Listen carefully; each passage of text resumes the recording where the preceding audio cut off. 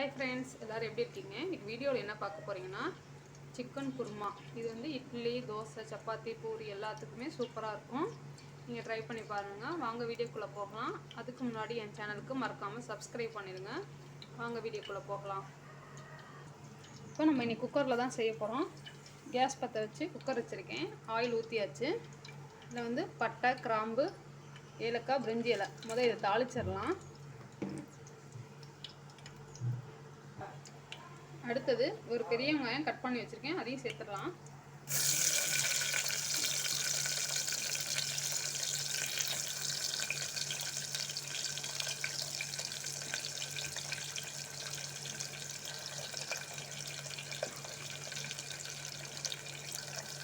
இதோட ஒரு பச்சை மிளகாய் சேர்த்துடலாம்.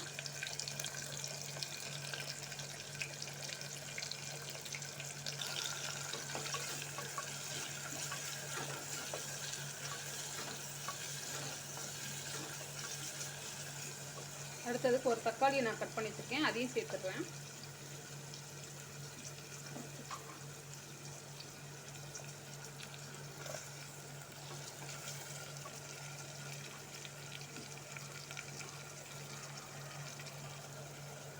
இப்போ வெங்காயம் தக்காளி லைட்டாக வதங்கிடுச்சு. இப்போ இஞ்சி பூண்டு பேஸ்ட்டு நம்ம சேர்த்துடலாம்.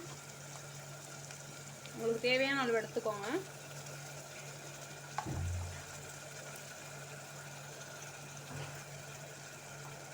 இதையும் நல்லா வதக்கிக்கலாம்.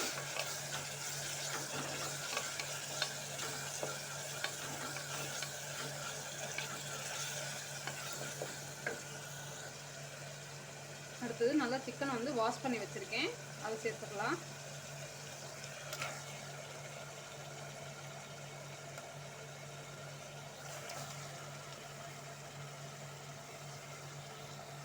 நம்ம எல்லாமே குக்கரில் செய்கிறதுனால சீக்கிரம் செஞ்சிடலாம். கொஞ்சோண்டு நம்ம மஞ்சள்தூள் சேர்க்கலாம்.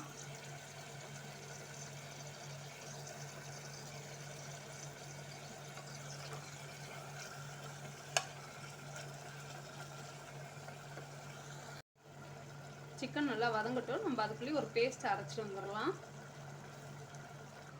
இப்போது மிக்ஸி ஜாரில் நான் ஒரு அரை முடி தேங்காய் எடுத்திருக்கேன். இதோட கொஞ்சம் பொட்டுக்கல்லையை மட்டும் சேர்த்து நம்ம அரைச்சிட்டு வந்துடலாம். இல்லைனா நீங்கள் முந்திரி பருப்பு இருந்தாலும் நீங்கள் முந்திரி பருப்பு சேர்த்து நம்ம அரைக்கலாம். நான் பொட்டுக்கல்லை சேர்த்து இப்போ நான் அரைச்சிட்டு வந்துடுறேன். இப்போ நம்ம பேஸ்ட் அரைச்சிட்டு வந்துட்டோம். இப்போ நெக்ஸ்ட்டு நம்ம என்ன பண்ணலாம்? இப்போது 2 உருளைக்கிழங்கு வந்து நான் கட் பண்ணி வச்சுருக்கேன், அதையும் நான் சேர்த்துக்கிறேன்.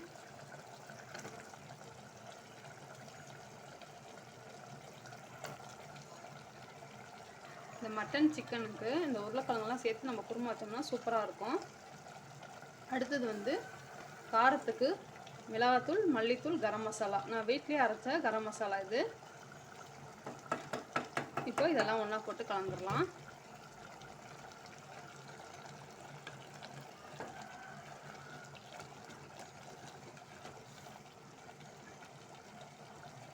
அடுத்தது கொஞ்சோண்டு புதினா கொத்தமல்லி கட் பண்ணி வச்சுருக்கேன், அதையும் சேர்த்துடலாம்.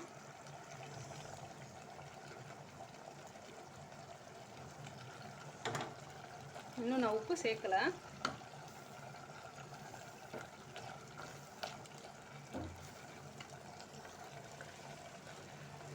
நம்ம அரைச்சி வச்சுருக்க தேங்காய் விழுது சேர்த்துடலாம்.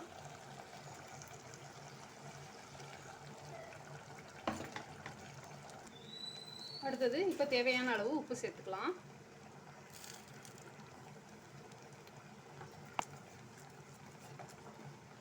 இப்போ நம்ம தேங்காய் அரைச்சி வச்சுருக்க தண்ணி இருக்குது, நம்ம அதையும் சேர்த்துடலாம்.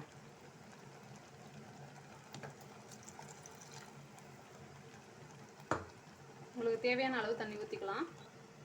உங்களுக்கு எவ்வளோ தண்ணி தேவையோ அவ்வளோ ஊற்றிக்கோங்க.